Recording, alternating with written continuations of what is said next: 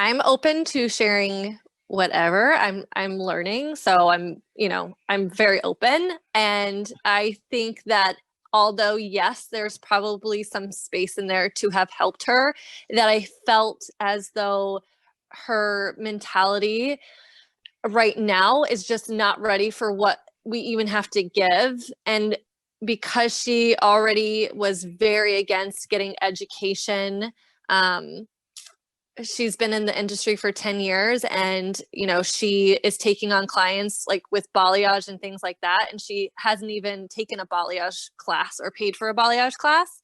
And so like it's been 10 years, she hasn't paid for one class. I honestly didn't even offer the program because of everything that was said leading up to that point, and her view on it, and how she was like very closed off. And I don't even understand how it was that she was the person to even go through the whole video and apply. It was just very like, okay, I think that there was a lot of things that they needed to fix before even getting into the program and going for that. He was able to build her business from the ground up, design it, create it, whatever, and even Facebook advertised for her. He's in real estate, and so he was using what he knew from his sales experience to get her 500 plus clients, and she wasn't able to keep them. So I think that there's a different issue there that we're not really here to help with. Well, so my question, two things. One, did you explore that, right? Like if I'm on a call with a lady and she says, I haven't done any education in 2 years, first thing I want to explore is why? Why have you not done any education? Like if you've been doing this for 10 years, why have you not invested in your career? And why have you chosen now as a time to make that change? And there's a chance she's going to be like, well, I haven't. And you're like, well, then what are you doing here? Why are you on the call? Mm-hmm. Like in all seriousness, right? Why would you be here if you don't invest in yourself looking to get better? The second thing is when you have like a couple like that and they're saying something, he's like, yeah, she just can't keep him because she's so unprofessional. It's like, whoa, okay. So you had 500 clients? I literally, what was her name? Sarah for this call, right? Yeah, like Sarah, is that true? Like you guys got up to 500 clients? You think like did you actually lose those clients? Why do you think you lost those clients? And figure out, because if the deal is she's actually a potty mouth and pisses people off, then yeah, this is not an etiquette training. Mm-hmm. But right, I mean, I guess, and from the call, do you feel like the boyfriend actually knows what's going on in her business? Like he was being sincere and is actually part of it? Or is he just kind of a narcissistic prick that's yelling at her on a call so he doesn't know? No, honestly, I really appreciated the fact that he was on that call, because I feel like anyone could just, be like, oh, COVID is what is, hurting my business. Oh, it's, these people who are competing with me and I'm just in a very saturated area. They can make any excuse. And that's really what she was doing the entire time. And he was actually like, hey, listen, I've been with her from the beginning. We're going on 5 years with this business that I've helped her build. We've had a baby together, and, these are what I'm seeing from an outsider perspective. And at this point, he was just like, I need somebody else to help her, because I'm done. Like, I don't know what else to do. And that's the point that he got at. So was he wasn't being a narcissistic No, jerk. He was. No. He's being more like, hey, this is tough. We're here. Yeah. You need some help. Yeah. I don't know how else to help her. So that goes into like you got to help yourself, lady. Yeah. Yes, exactly. Yeah, please do. I would really be, I'd really, really be curious as to your take on it, because in the moment it was like a lot of energy sucking from them. And I was like, wow. And I maybe, could have missed something. So. You or the call seemed salesy?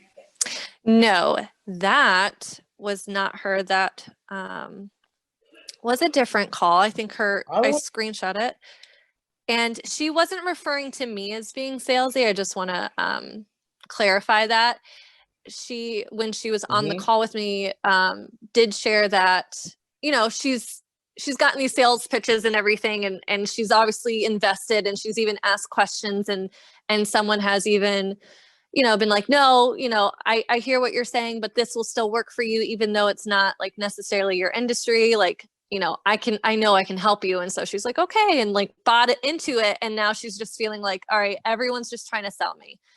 So after we hung up, I feel like when she like thought about it, she still didn't feel any different. And that may have been because right off the bat, she, you know, I didn't follow the script on that one. So I didn't follow the script. So I don't even know how I could have sounded salesy. I was really trying to authentically figure out if there was any space for us to help her, because she has taken so many programs. She has tried to take away things, and she's obviously really trying to apply and do the Facebook ads, and she's trying to work it. And, you know, I don't normally get into, oh, what is your return on investment for your ads? Like, let's go in there and look at the actual numbers and tell me what's going on. We don't usually do that. And so, you know, it was very off script, and then it was cut short.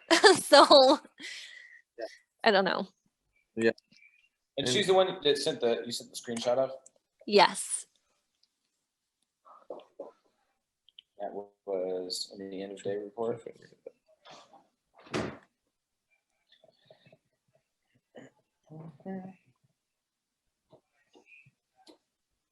Just Lurie and Payne. Lauren. May or may not work. Yeah. So. But then she still She's reaches right, out wanting to work. split pay, you know?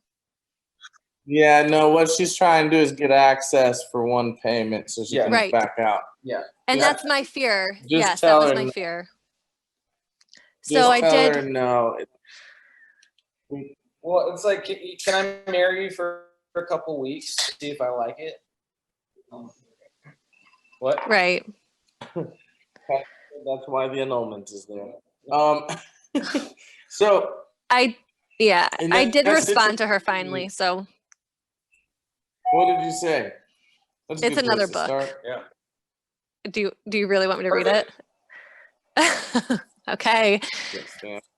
All right. Voice, so we don't get distracted. Yes, sing it. No.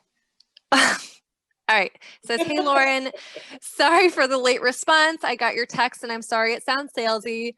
I honestly think you have learned so much from what you have invested in, and obviously working your business well. I feel as though you would do just fine without us. I say this because, you know, you were open with me about spending the $950 monthly and what your return on investment was. Obviously, you are getting results. And if you're okay with where you are, then I honestly don't feel like it would be worth your investment of time and money to continue learning from us. But if you would like to see yourself get a higher return and save money over the long term, then I'd love to share with you the knowledge that Corey has shared with our students. That's me being real. Ultimately, it's really up to you following your gut. There's so much more value within the program to share beyond that, but it has to feel right to you, and I respect that. I also respect that you have a budget, and regardless of whether or not you want to do this right now, you may not, right now may not be a good time, since we do only offer a 2-pay split. Either way, it comes down to you, what you want, and what you feel like that is worth. And that's what I said. Well, Because I really didn't want to maybe have her join in, because I was worried about the 4-pay. And so that was just a nice way of saying like that. But just real quick, I think you were headed in the right direction, except for we don't let people off the hook if they're not actually getting the results. Yes, $1 million question. How much does that girl make in a month? I don't have her. Let me see if I have her notes right here. Do you remember, like, gut instinct? Do you feel like she was crushing it? I mean, she had a salon in Long Island and a salon in Michigan, and you know, So she owns 2 salons? yes, she's a partner with one in Long Island, and then she was opening one in Lansing, Michigan. Sorry, and she does like facials and lashes and microblading, and she has a barber, a nail tech, and a hairdresser and a massage therapist within the salon as well. So I'm wondering if she might have been better for an elite program. Like She was all rentals. There's a hand. All right, so she was here's booth rent. Okay. Here's where if she's succeeding, why is she on the call? Right? Why are you still talking about these programs? And watched the webinar and read hours of emails and literally went through all this other stuff. It's not just a call. It's everything leading up to the call. She had to go through 5 or 6 hoops total just to have a conversation with you. So I don't think she did though. said, honestly, I think that she watched the video, maybe didn't even watch it all the way through, and then filled out the application, because I just feel like she's looking for something that is only going to come if she puts the work in. well, she's looking for that. And my other question, and just a bit of a disconnect here, if she has 2 salons, right, what exactly is she struggling with? Like, what was the reason that she went through all that in the first place? Even if she didn't watch it, like, what if she already has 2 successful salons, what is she trying to do? Right. So she opened up her new one recently, in June. And the New York one was last year, and she just wants to get out there and beat Corona. Her thing was, I opened in the middle of a pandemic, and I just want to make sure that I succeed, and this is what I'm doing so far, and I wanted to know what you guys could do to help me get even further than that. And so I said, listen, it sounds like you're spending a lot on ads, a lot more than what we like to spend per return on investment. So I was like, right there, I know that we can help you with that. We can save you money in the long run and get that that number lower. Jess, I want to give you some critical feedback on one thing immediately. So when you responded to her in that short book, what I heard you say devalued Corey and his program. You said something to the effect of, I think you'd be fine without us. You're not going to get anything out of this. I don't think that that's what you meant. And maybe it is, but I don't know that it should have been. I think we need to take it back more deeper. Say, like, why did you book this call? Like, sure, it's salesy. We're a sales organization. Like, you got on a call, you knew there was a program. Like, yes, absolutely. Like, there's nothing, we're not hiding anything about this being a sales call.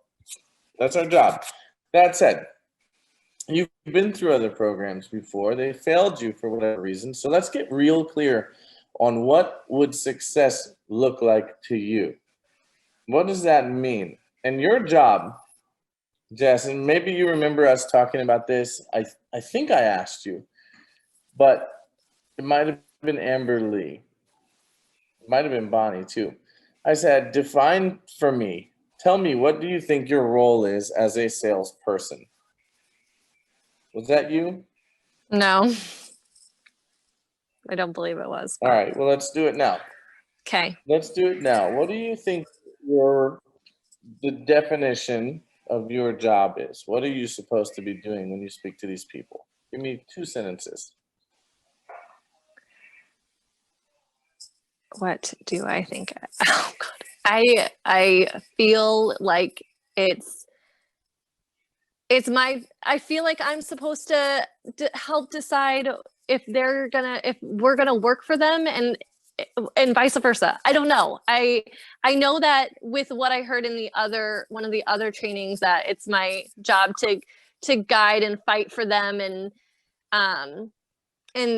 that but I'm so torn, because there's the other side where it's like, sure, could I let her in knowing that she's probably going to be very disappointed and see no value in what we have, even though I know there's plenty of value in it?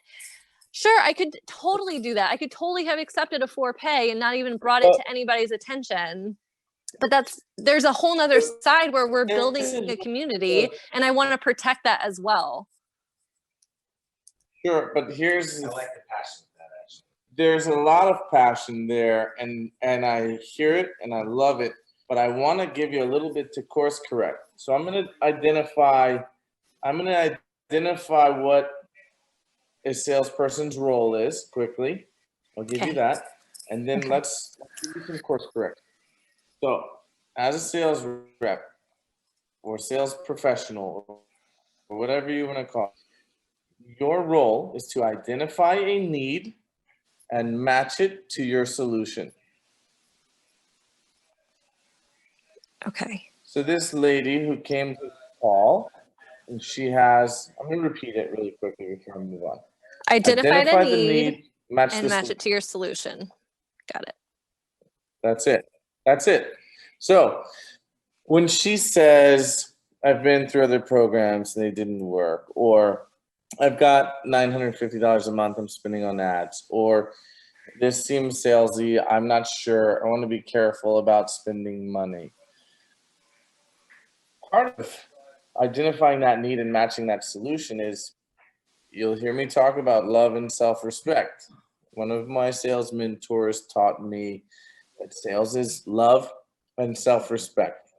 It's loving your client enough that you're willing to fight for them, as if they're your best friend, as if they are if you're talking about building a community, like this lady may be struggling and maybe she won't be a fit. But one of the things I love that Wilson teaches is that we're not necessarily here to disqualify and find all the ways that someone doesn't fit, so much as we are here to find and the ways that we can help them to fit. Does that make sense? So in the moment, as salespeople, we start to find that we're emotionally charged and we want to protect the community and the client. And if this particular individual she's been through some other programs, well, she's here on this one because she still has a need. And the right person hasn't said the right thing to her to get her to change, to see the light, to have an actual breakthrough that's going to get her to show the hell up. Mm-hmm. So love is that part where you're willing to hold space and to challenge them. Self-respect is you having enough self-respect to see through her bullshit and not allow her to treat you that way. I refuse to be like any of those other sales reps that were salesy. Yes, I'm here to sell you something, but only if and only I can identify your need and match it to our solution. So let's be very clear. This was Vita, or this is someone else? This was Lauren. Someone else. So let's be very, very clear, Lauren. Sure, what you're saying is true, but I also want to ask you some questions, point some things out. I want to challenge some of that you're saying, because right now, I'm not 100% that this is a fit. Everything that you're telling me says that spending too much on ads, you're not getting enough of a result, you're still here because you haven't gotten the success that you feel like you should. And so I'm completely unclear right now. You're saying that we're salesy and that you failed a bunch of other programs. So either they didn't work or you didn't work. I'm giving you the rough version of this. Well, and it's realistically, you've been through 4 different programs. And the reason I was asking, like, cool, well, you went through 4 different, you went through all these different other programs. Did any of them help? They're like, no. I'm like, well, in all those other programs, did anyone else succeed? Because if you go through 4 different things and none of them works, imagine if I told you that I've been on 4 different football teams and never learned how to play football. Mm-hmm. Right? There's a weird where it's like, okay, cool. So she thinks that the value's not there and she's not getting all these things. If you, having finished that call, Justin, ask yourself in your heart of hearts, do you think if she worked in this program and learned the same things that you would learn from Corey and Jenna, that she would be able to improve her business? In your heart of hearts, do you believe that? I think that had she not come in, listen, she did take multiple other courses, and they all were teaching very similar things, as what Corey puts all into one course. And so, you know, if I were to try and break it down and explain it to her, it would have sounded exactly the same. It was really, I just really did not know how to prove that we were different. I'm going to change the subject, and I want to stop you on this, not because I don't think that's a valid point. Yeah. So in my heart of hearts, if she hadn't already come in, it's like coming in without any other training, then yes, obviously we could have helped her. No, where she's right now, having done all those other trainings, if she came in and followed the system and did what Corey said, would her business improve? Yes. Yes. Now, when you say yes, is that like a strong yes, or is that like a shut up, Wilson, I don't want to hear this? No, it is a yes, of course. Good. No, that's good. That's better. That's better. And I have to ask, and here's why. Because sometimes when, what you're doing is you're putting where you feel that she is on her, which is fine. But Justin, when I get on a sales call, you get on a sales call, and what we're going to help you do, when you get on a sales call, I'm not talking to whoever's on the other end of that line. I'm talking to the best fucking version of whoever's on that other line, right? I'm not talking to you and all your baggage. I'm talking to you where you can be and where I know you're capable of being. And my job, my role is to figure out how to bridge that gap from you right here, carrying baggage around from all your previous relationships, to you right here, capable human that can do these things. And so I hear what you're saying about culture, but if she's like, I tried this stuff and it didn't work, my question is on a scale of 1 to 10, how hard did you do the things that you signed up for? Did you give it 100%? Did you go in there and know that you worked harder than every other person in that program and still not get results? Because my concern here is if you've been through 4 other programs and nothing else worked, we've helped over 1,000 women, men, I don't know if children do this, but we've helped 1,000 adults, right? Improve their businesses. Why would you be the exception? Right. And then that's the piece where I'm worried about being the right mindset. I don't know. And I guess I'm not really clear on. That's what you talk about. I think what you are dealing with is understand what you have to do, and you stepping into the power of Wilson and I. If I'm talking to Wilson and he's making up some bullshit excuses, my job, because I love Wilson, is to be like, dude, I need you to check your shit. I love you a lot, and you're making some really bad decisions, or you're letting yourself off the hook with excuses. You've been through 4 other programs. Right now, I'm debating whether or not I should put you into this one, except for that I need to stay right here and see this conversation through, because if I don't, then I will have treated you as if you have failed already. So if you're prepared to have a real ass conversation about all the bullshit that you're spewing out to me right now, then let the conversation. If you're not dead serious about your business, do you have kids? Do you have a husband? Do you have employees that rely on your success and your ability to show the hell up for them? Because if you're not doing what you need to be doing for them, then this program or any other program is absolutely a bad idea. But my job today is to facilitate. I need to know what your need is. If you're not meeting your need, and I assume you're not because you booked this call, if you're not meeting that need, then let's talk through this. I want you to know that sure, I do have a program for sale, but right now there's a bigger problem. The bigger problem is I don't know that your mindset is prepared to make a decision, a commitment to the work, even if I did have you come into the program. If I sold you this, you would treat me just like any other program, I can get through to you some sort of a breakthrough, some sort of a change. And let's have this conversation. I think an easy way of thinking is the conversation that we're having, and what I want you to do, like think of it almost like, so two people are talking, right? And we're going to zoom out a little bit what's going on. And a lot of times in sales conversations, it's easy to get caught up in the fact that we're talking about a program, right? And so when somebody's like, yeah, I've got all this doubt, these hesitations, what we end up talking about is, well, I don't know if the program's going to work with them with where they're at. And the real thing that you need to hear in that, when she's like, yeah, you know, what if it doesn't work for me? It's like, okay, well, we've got a mindset thing here. There's a belief issue. There is a commitment issue. Because if you feel like in this conversation, when you're talking to her, you know, if you don't want to be salesy, right? Or she feels like it's salesy, or you feel like it's going to be the same other programs, but those programs haven't worked and this program has. The real thing we have to talk about with this lady is like, hey, are you open to the fact that real help is out there, right? Like, do you believe that a solution exists to your problem?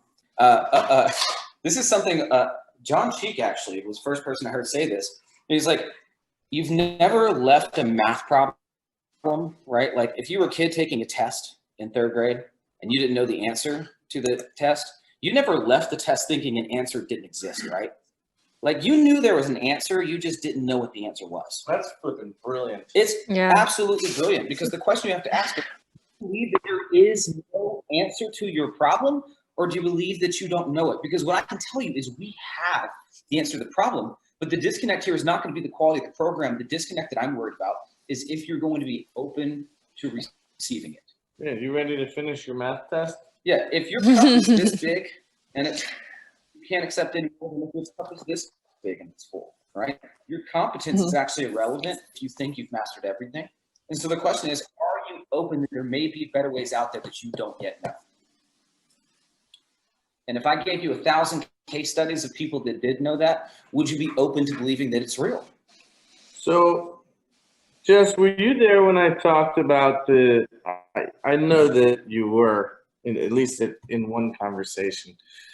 The woman that I witnessed, she tried to go through and sell a program to a lady who had stage 4 cancer.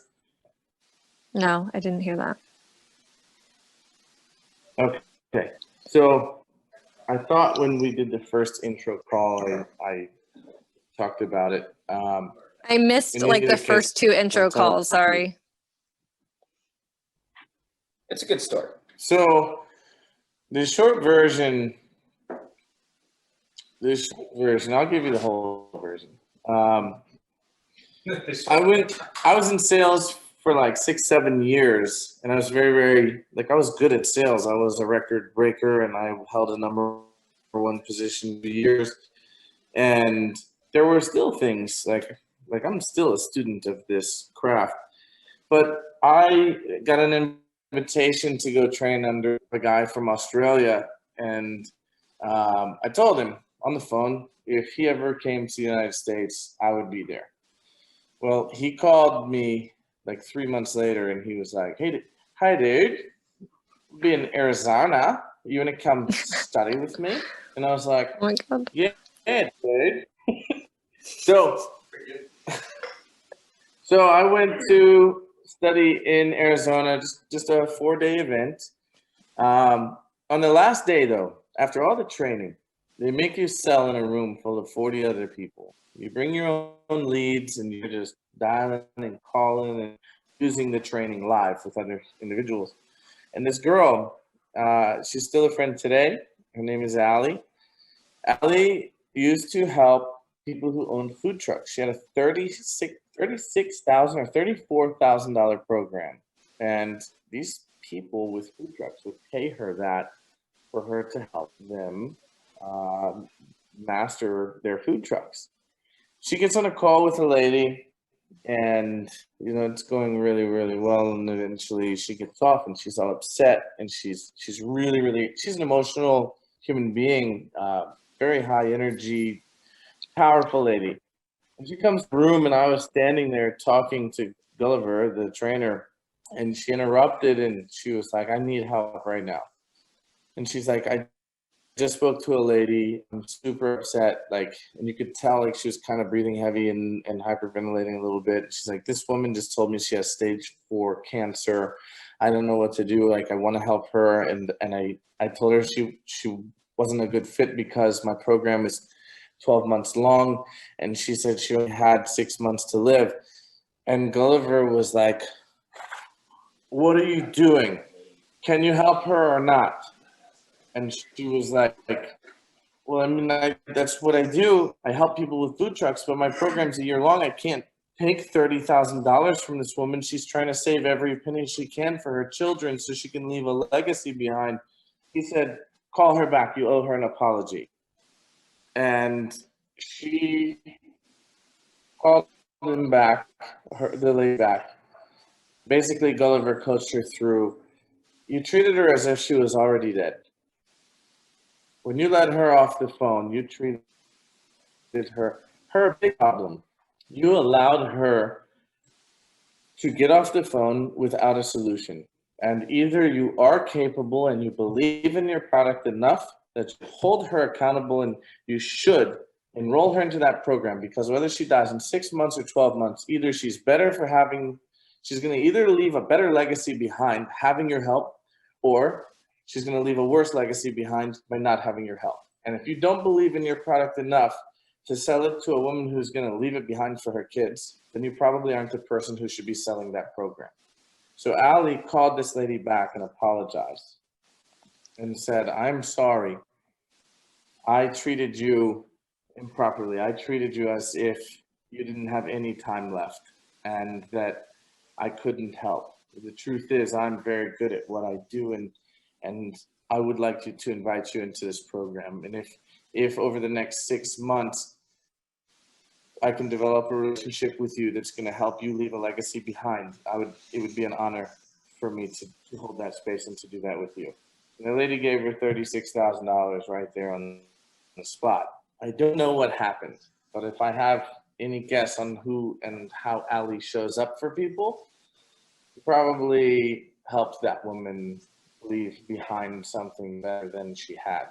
And that's powerful. That changed me from being some guy who sells gym membership and personal training. That changed me into a guy who, when someone's on the other end of the phone, my job is not to like me up, yell at me, cuss at me. You can do any of those things, but I'm going to show up for you because your problem, I have a responsibility as someone who is able to have powerful conversations, who is able to challenge through my words and to give someone an impact that could possibly change their whole life and their kids' life or their grandkids' life. This lady, sure, she might be a bad fit. She might not. But if you don't address and tell her, like, hey, we're building a community. And right now, I want you to be a part of that community because I see very clearly that your problem matches my solution.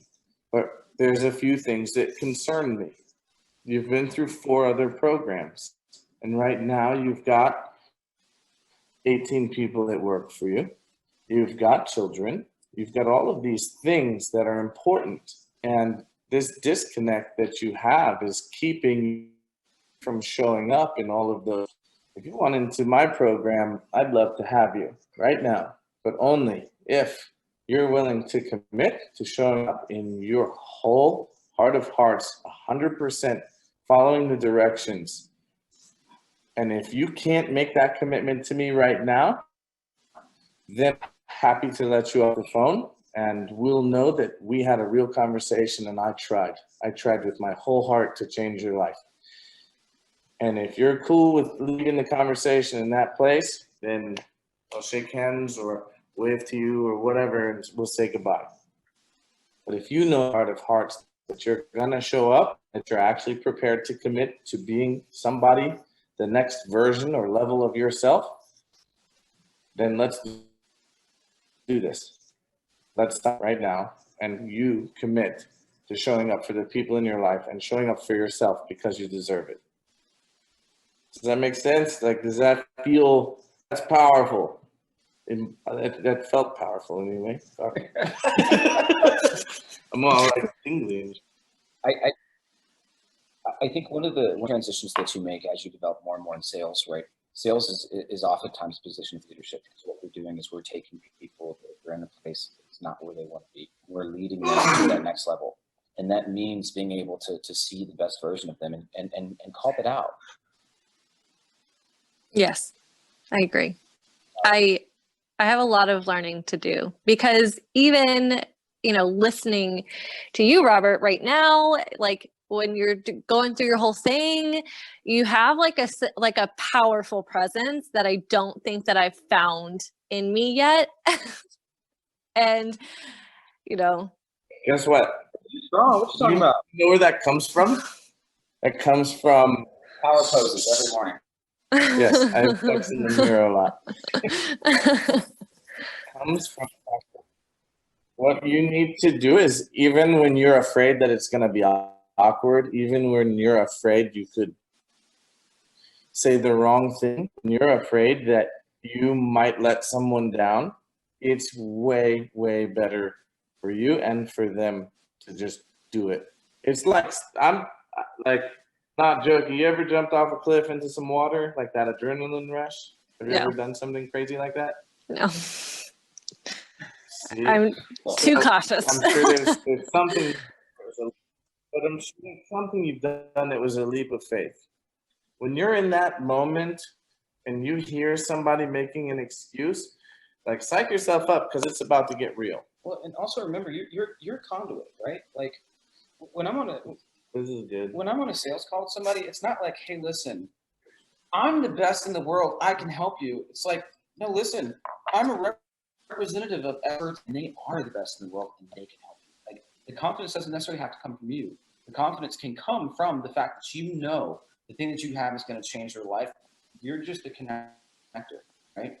It's like, if this was your absolute best friend and they were in the same situation, you wouldn't let them walk away that easy. You'd be like, girl, what are you talking about? Yeah. We're going to help you. I just looked at your numbers. We can help. And that's just one aspect of all the ways that I can help you. I can help you. Will you let me help you? And don't be afraid. And worst case scenario, if you're too convicted and she's not into it, whatever. Somebody's like, yeah, you're too salesy. You just want this too bad. It's like, yeah, and it sucks because I can't want this more than you do. And that's a spot to be in. Mm-hmm. But I do know that I can change your life. I do know that Corey can change your life, that Jenna can change your life. I can't want it more than you do. It's like that movie, right? When the love of their life walks away and they're just like, I'm just gonna let them go. It's like, nah, dog, turn around, tell them what to do. Yeah. I see you. I see you. You're like, shit. The thing is, any discomfort that's good. The only place we grow is in uncomfortable situations, right? Never grow being comfortable. So this is the next thing for you, is stepping up and owning that and saying, hey, I'm here. You were here on these calls to learn how to change their life. You were there on those calls to change their life. So we were going to talk about doing when somebody's in information gathering and you can say, well, sure, what information do you need? What are you looking for? Like, I don't know if this program will help you, but let's talk about it. And they say, well, I'm just looking for, like, I just want to get some more appointments. Why? Why do you want more appointments? Now you're shifting. All of a sudden, there's no information in the world that they can ask for that you can provide, as long as you have to identify the need and match the solution. So when they start asking for information, well, what do you, like, I'll tell you anything you want to know about my program, but let's find out what the relevant parts are to you. What do you actually need to know? And I'll tell you about those. But can I ask you some questions first? you're here and you want information, like how's your business doing? Like, you're trying to get some more appointments. Cool. You want to cut more hair, make some more money. Why? Right? That transition was super easy, and you'll either come. We can get into personality types and people trying to dig deeper or too fast, or whatever. But the simple version is, don't let them off the hook. Like, you're here for information, but there's a reason. Let's just explore it together. Like, let's go. Like, take my hand. We're gonna grab hands and let's go on this journey together. And let's make it awkward. Imagine if you were cold somewhere, like if you were freezing, and somebody came up to you and they were clearly freezing, and you had jackets for sale, and they'd like, I'd like some information jackets. Okay, cool. Well, do you just want to talk about being cold, or do you actually want to get warm? Yeah. Because we can shit about the weather all day, but the reality is you're only gonna start shivering. It has zippers. Yeah. There are pockets on both sides. Yeah. Is this jacket really going to keep me warm? Tell me, how is it going to keep me warm? I don't believe you that a jacket will keep me warm. That's all the things I get. Like, dude, like, how hard is it to like wrap your head around the concept that like I got what you need? Like, what do you mean? I don't know. I love your analogies though, but people are so damn difficult sometimes. That conviction right there. If you had just said that, like, I don't know how else to explain it to you. We got what we need. There's 40 videos of people just like you being like, holy shit, this was amazing. There's another 1,000 that were too shy to get on camera. Trust me, we got you. We got you. Tell people all the time, listen, what we have is paint by numbers. Yeah. Can you follow directions and color in the lines? You're gonna be fine. But what's not working is standing right there freezing your ass off, asking me what kind of jacket I think you should get, whichever one's gonna make you the jacket expert. How about you just tell me how cold you are, and I'll pick a jacket for you. Cool? Yeah.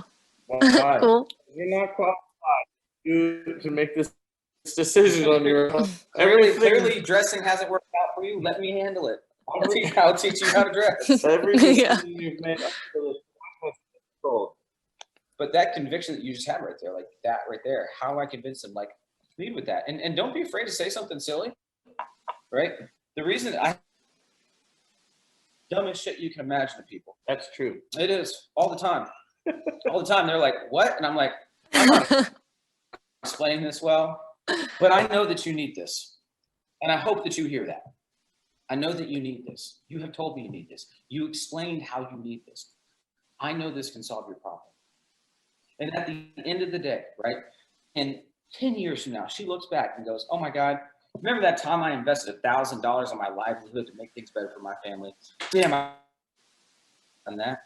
Your life ended up really poorly anyways. Or it was really great because that was your worst decision. No matter how it happens, it's not a big deal. Yeah. Also, fun perspective, how much do you think she spent to buy a salon? Right? You're going to invest $50,000 to $100,000 in a salon, and then she you're going to worry spends $950 on advertisements for 20 people. It's like, I don't know. I just felt like if you could, $950 a month. $950. But that's like $12,000 a year. So imagine having $1,000 car payment for a car you didn't know how to drive. Right. Every single month you're paying $1,000 for a car you don't know how to drive. And then somebody says, I know, just hitting with those analogies. I just need like a book of all of these. Education. So we're recording this right now, and we're probably going to share it with, because it's huge. This is big, and if we didn't share it with people, we would be crazy. So I hope you're cool with that. That was me